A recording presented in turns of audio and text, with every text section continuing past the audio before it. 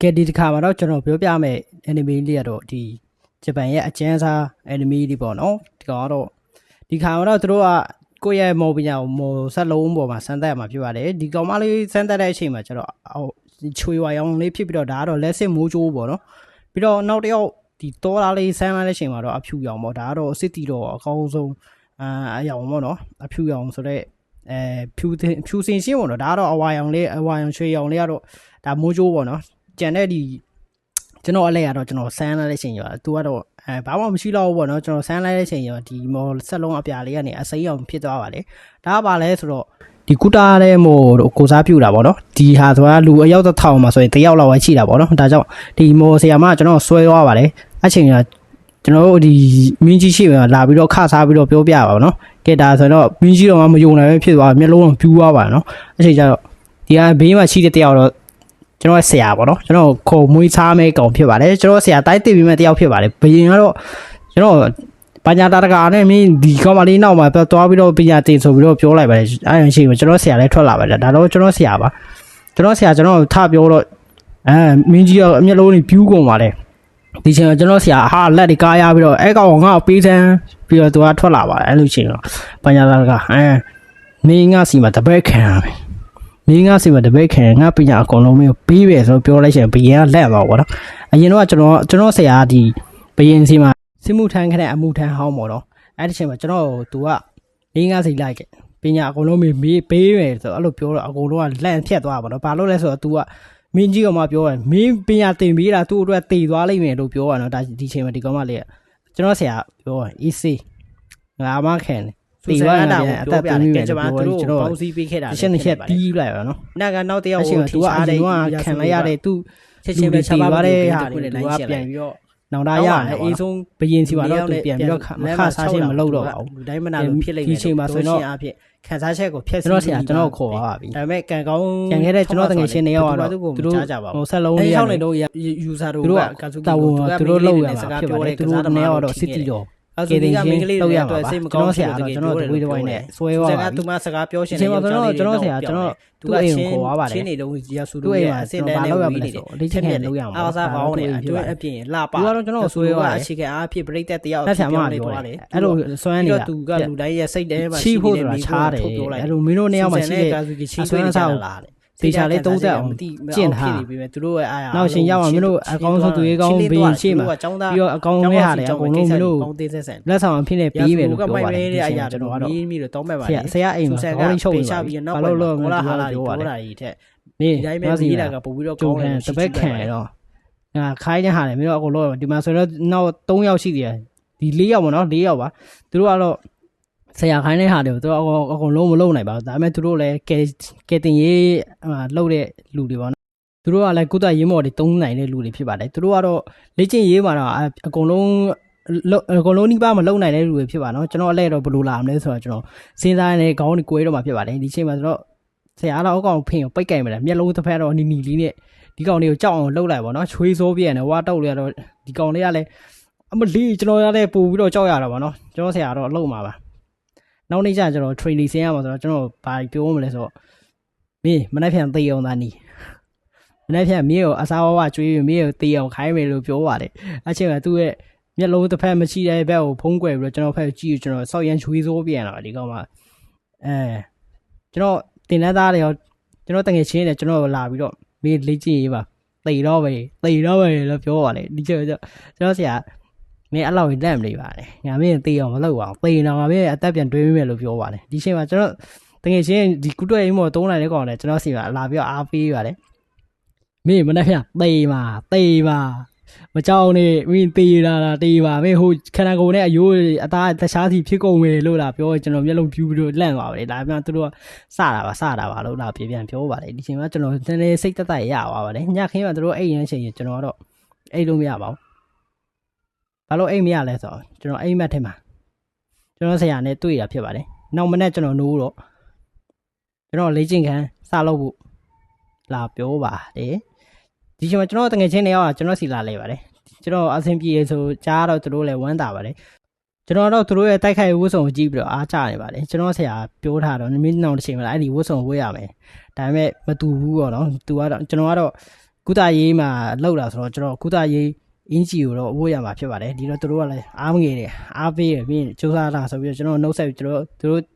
လေ့ကျင့်ရေးကိုပြန်သွားခဲ့ပါတယ်ကျွန်တော်အနောက်ကြံခဲ့ပြီးကျွန်တော်စဉ်းစားနေပါသူတို့နှစ်ယောက်ငါလည်းသူတို့မျိုးဆော်ရှိရင်ကောင်းပါပြီအခုကြည့်နေကောင်းကြည့်လို့မင်းတို့ကဆော်ကြည့်လို့လားငါသိရတော့ဒီချိန်မှာကျွန်တော်ဆရာအနောက်လေးလာခေါ်မင်းလာလေ့ကျင့်ရေးစရမယ်ထမင်းစားပြီးတော့မင်း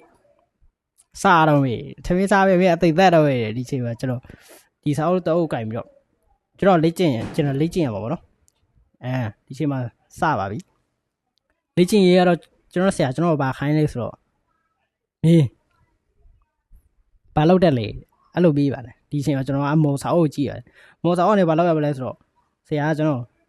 မင်းဒီမော်စာအုပ်3နိုင်လောက်ဆိုတော့ဆန်းစစ်ကြည့်ပြီမင်းမှာတော့အခုသားရေးမော်ရှိတယ်ဒါပေမဲ့မင်းအခုဒီတွားမဲ့နေရာတော့မြေပုံကျွန်တော်ပြလိုက်ပါနော်ဒီနေရာမှာဒီတောသားတွေကျက်စားတဲ့နေရာတွေပေါ့ဒီဝေါ်နေပါလေသိရမလားမကောင်းဆိုးဝါးတွေနေတဲ့နေရာဒီနေရာမင်းလေ့ကျင့်နေပြင်းထန်လောက်မယ်မီတာချင်းရမယ်ဒီချိန်ကျွန်တော်လေ့ကျင့်ရေးလောက်ခိုင်းပါပြီကျွန်တော်မီတာတသိန်းပြေးခိုင်းပါတယ်မီတာတသိန်းကိုတနာရီအတွင်းပေါ့နော်ခောက်သွားခောက်ပြန်ကျွန်တော်ပြေးခိုင်းပါတယ်ကျွန်တော်ပြေးပါတယ်အစပိုင်းကိုကျွန်တော်တောင်တက်တွေပါလေပြေးတယ်မောက်လိုက်တဲ့အချိန်မှာကျွန်တော်ဆရာလာပြီးတော့အနောက်နေကြိတ်တယ်ကျွန်တော်တခုဖြစ်သွားတဲ့အချိန်ကြွက်တက်တဲ့အချိန်ကျွန်တော်လာပြီးတော့ကုသပြောနော်ပြီးတော့တနာတာလားဆိုတော့မတနာပါဘူးဆက်ပြီးကျုံးခိုင်းပါတယ်ကျွန်တော်ဆက်ကျုံးခိုင်းပါတယ်အသက်ထွက်အောင်လုပ်ပါတယ်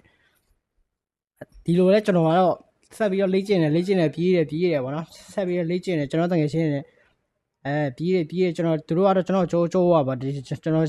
လည်းစိတ်နဲ့မကြောက်ပါဘူးဆက်ပြီးတော့ကြိုးစားတယ်ပြေးလွားတယ်မိုးရတယ်လည်းပြေးတယ်ချော်တဲ့ချိန်ကျွန်တော်ဆရာလာပြီးတော့ကုသရေးမော်ဒယ်လာပြီးတော့ကုပေးပါနော်ကျွန်တော်လက်တွေပါတယ်အနာဖြစ်တော့ခဏလေးအတွင်းမှာပျောက်ကင်းသွားပဲကျွန်တော်လည်းကြည့်ပြီးတော့အံ့အားတက်လာကျွန်တော်လည်းဒီနေ့ကျရင်ကျွန်တော်အကောင်းဆုံးလူဖြစ်အောင်စူးစမ်းမယ်ကျွန်တော်မောက်တဲ့ချိန်အနောက်လေးစောက်ကန်တယ်ကျွန်တော်ဆရာကျွန်တော်တေချာလေးအသေးကြီးရိုက်နေတာဖြစ်ပါတယ်ကျွန်တော်မတက်တဲ့အထိကိုရိုက်နေပြီးတော့တင်ပေးတာဖြစ်ပါတယ်ကျွန်တော်ချိန်မှာမင်းအဲ့လိုမျိုးတုံးစားလို့မရတဲ့ဟာဖြစ်ငါမင်းရဲ့ကိုယ်တိုင်လေပင်ဖြဲပြမယ်ကပိုက်ကနေမင်းဦးလေးဆွဲဖြုတ်ပြမယ်လို့ကျင်းဝါပြီးတော့ကျွန်တော်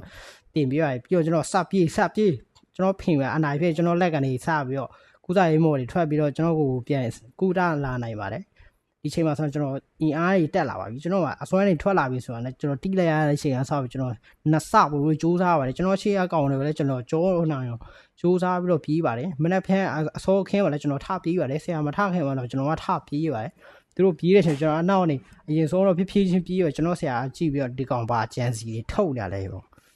့နေမနခဏထမင်းငက်မယ်အမြန်ပြေးကျွန်တော်လမ်းအော်ပါကျွန်တော်ဒီရတယ်ဒီကောင်လေးက AC ပဲကျိုးနိုင်တယ်ဆရာဆိုပြီးမင်းစောက်ပစပိတ်ထားတယ်ဒီချိန်မှာသူကဟုတ်ကျွန်တော်တိုက်လီထိုးတယ်ဒီချိန်ရအမျိုးစုံလှုပ်တယ်လှုပ်ခိုင်းတယ်ကျွန်တော်အတီသက်တယ်ဒါပေမဲ့သူကြည့်နေတက်တယ်မင်းလှုပ်လားမလှုပ်လားငူးမအဲ့လိုမျိုးတွေလှုပ်ပဲကျွန်တော်ပြေးတယ်ဆက်ပြေးတယ်လေ့ကျင့်တယ်ပြေးတယ်လေ့ကျင့်တယ်နောက်5လ6လလောက်ရောက်တော့ကျွန်တော်ဆရာကျွန်တော်ဘာလုပ်ခိုင်းလဲဆိုတော့အုတ်တုံးကြီးလေကျွန်တော်ဘိုက်မှာချီခိုင်းတယ်ဒါအလေးချိန်1000လောက်ရှိပါတယ်ကျွန်တော်ပြေးခိုင်းတယ်ပြီးတော့ဒီကောင်တွေအစားတဲ့ချိန်မှာတော့ကျွန်တော်ကလေ့ကျင့်ရလှုပ်ဖို့သူတို့စီလာပြီးတော့ပြိုင်မလားမလို့ကောင်ငါလည်းပြိုင်မလားဆိုတော့ဆန်းရမှာတော့ပြောပါဒီချိန်ကျွန်တော်ကကြောက်တော်ဝင်းနဲ့ပြေးရတာဆိုသူတို့ကတော့အရှိပေါ့ပါနဲ့အမြန်ဆုံးပြေးသွားနိုင်ခဲ့ပါတယ်နောက်တနေ့ရောက်တဲ့ချိန်မှာတော့ကျွန်တော်ဆရာကျွန်တော်အုတ်တုံးဝိတ်တသိန်းလောက်ရှိတဲ့ဟာကျွန်တော်ကျောင်းတော့တင်ပြီးတော့အပေါ်မှာတက်ထိုင်ပြီးတော့တိုက်ထိုးခိုင်းပါတယ်မင်းတေချာလို့ကျွန်တော်ကလည်းကြည့်ပြီးတော့ဒီခွေးမငါနဲ့တော့တွေ့အောင်ပဲဆိုပြီးတော့တနေ့ကျကျွန်တော်ငါလည်းတွေ့အောင်ပဲဆိုပြီးကျွန်တော်ဆက်ပြီးတော့တိုက်ထိုးပါတယ်သူကတော့ကျွန်တော်ပြောတယ်မင်းဒီလိုမှမလုံနိုင်မင်းနောက်နေ့ကျတေးလိုက်အဲ့လိုပြောရတယ်နော်ကျွန်တော်လည်းပြောရတယ်မခံနိုင်တော့နောက်တုံးတင်နေသေးတယ်လို့ကျွန်တော်ပြောပြီးတော့တိုက်ထိုးလိုက်ပါတယ်အဲ့ချိန်ကကျွန်တော်ဆရာကျွန်တော်သဘောကျသွားခဲ့ပါတယ်နောက်နေ့ကျွန်တော်တကယ်ရှင်းနေရောက်လာပြီးတော့ကုသရေးမော်နဲ့သူတို့ခန္ဓာကိုယ်လှုပ်ပေးလိုက်ပါတယ်ဒီချိန်မှာဒီစပြန်ဝါရောနဲ့တောသားတော့ဘာမှမသိပဲလေသူ့ကိုသူဆရာအေးဘာညာတာတကာနဲ့ကျွန်တော်တိုက်ထိုးနေအောင်မင်းဒီကလေးကိုအနိုင်ကျင့်နေလားဆိုပြီးတော့လာပြောဒီချိန်မှာကျွန်တော်ကမျက်လုံးပြူးပြီးတော့ခင်ဗျားနဲ့ပါဆိုင်တော့ဒါကျွန်တော်ဆရာကျွန်တော်တင်ပေးတာဘာညာတာတကာကျွန်တော်ကလည်းနည်းနည်းသိလို့ကြည့်လို့မရဘူးကျွန်တော်ဆရာတော့ဒီကလေးကတိတက်လာပြီပဲစဉ်းစားကျွန်တော်လည်းစဉ်းစားနေကျွန်တော်လက်မမောအစွမ်းနဲ့မထွက်လာတာဘာကြောင့်လဲခါလေးမှခန္ဓာကိုယ်အနာရတဲ့ချိန်ရောထွက်လာတာကျွန်တော်စဉ်းစားနေချိန်သူတို့ကတော့စကားများနေပါတယ်ဒီချိန်မှာကျွန်တော်ဆရာကျွန်တော်ပြောပါတယ်မင်းနေ့ပြန်ကြရင်ဟိုဟာတွားရမယ်ဒီဟာတွားရမယ်ဟိုတရိတ်ဆန်နဲ့တွားတက်မယ်ဆိုပြီးကျွန်တော်ပြောပါတယ် ကျွန်တော်ဆရာနဲ့ဒီစပင်ဝါလေးကောင်နဲ့တော့ချုပ်နေပါတယ်အခုထိချုပ်နေပါတယ်ဒီချိန်မှာတော့ထဲကနေ3ခါတဲ့အတန်ခုတွေ့ရပါလေမနေ့ပြန်တော့ကျွန်တော်တငယ်ချင်း2ယောက်နဲ့ကျွန်တော်အသေးပင်အောက်မှာထိုင်နေကျွန်တော်ဆွေးနွေးနေကြပါတယ်ဘာလို့ဆွေးနွေးနေရလဲဆိုတော့ကျွန်တော်လက်ချင်းခန့်လုပ်တဲ့အကြောင်းတွေသူတို့မလုပ်နိုင်တဲ့အကြောင်းတွေသူတို့မှာဆော်ရှိတဲ့အကြောင်းတွေပါလာပြောကျွန်တော်ကတော့အချုံးပေးပြီးတော့ဒူးထောက်လိုက်ပါတယ်နော်ဒီချိန်မှာကျွန်တော်မင်းသမီးတွေကရောက်လာပြီးတော့သူတို့2ယောက်နဲ့လာပြီးတော့ကိမိုးလေးစားကြပါတယ်မင်းလေ့ကျင့်တာအချိန်ဒီဘယ်လိုရှိတယ်ကျွန်တော်မေးတဲ့အချိန်ဒီလိုပါပဲနောက်နေ့ကျရင်မင်းတို့လူမျိုးကလည်းတိုက်ခိုက်ရေးမှာပါဝင်အောင်စူးစမ်းမယ်လို့ပြောပါတယ်အချိန်မှာကျွန်တော်ပိုက်မှာရှိတဲ့ sick bag ကိုဆိုလေးကတွေ့တော့ဟာမိုင်းလိုက်ပေါ့မို့လေးကွာဆိုပြီးအနောက်ကမီဒီမီလေးပါကြွေရောကျွန်တော်ထွက်နေတဲ့ကြွက်သားတွေလည်းသူတို့ကကြိုက်နေပါတယ်ဟာမောင်လေးကိတ်လိုက်တာဆိုပြီးကျွန်တော်ဆရာတော့ကျွန်တော်ကြည့်ပြီးတော့တိတ်ပြီးတော့အားမရဖြစ်နေသေးပါတယ်ဒီချိန်မှာကျွန်တော်တကယ်ရှင်းနေတော့မူးကြီးတောက်စားနေကျွန်တော်ကတော့အပြင်မှာပေါမိုးလေးစားပြီးတော့ကျွန်တော်တကယ်ရှင်းနေမင်းသမီးနဲ့ကျွန်တော်ထွက်နေတဲ့ဆွမ်းအားလေးကိုကျွန်တော်စမ်းသက်ပြနေပါတယ်ပြီးတော့ဒီ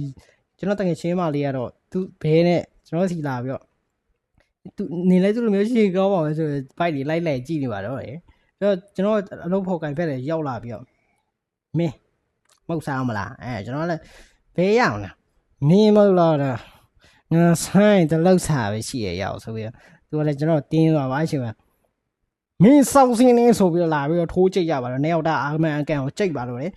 စတာပါအကြောင်းရင်းကတော့မင်းမဆော်ရှိလာလို့လာမီးလို့ကျွန်တော်လည်းကြည့်မရတော့ထိုးလိုက်ပါလေသူ့မှာလည်းတကယ်ဆော်မရှိလို့ကျွန်တော်မှလည်းဆော်မရှိဘူးလားကြောင့်မင်းဆောက်စင်းနေဆော်ရှိမလားငါ့ကိုလည်းလာမမီးနေငါလည်းနောက်နေ့ကျဆော်ရအောင်လုပ်ပြမယ်ဆိုပြီးကျွန်တော်တကယ်ရှင်းစီကျွန်တော်လည်းလက်ကြည့်လိုက်တဲ့အချိန်မှာတော့သူကတော့စပြီးတော့အထွက်ခွာသွားပါပြီ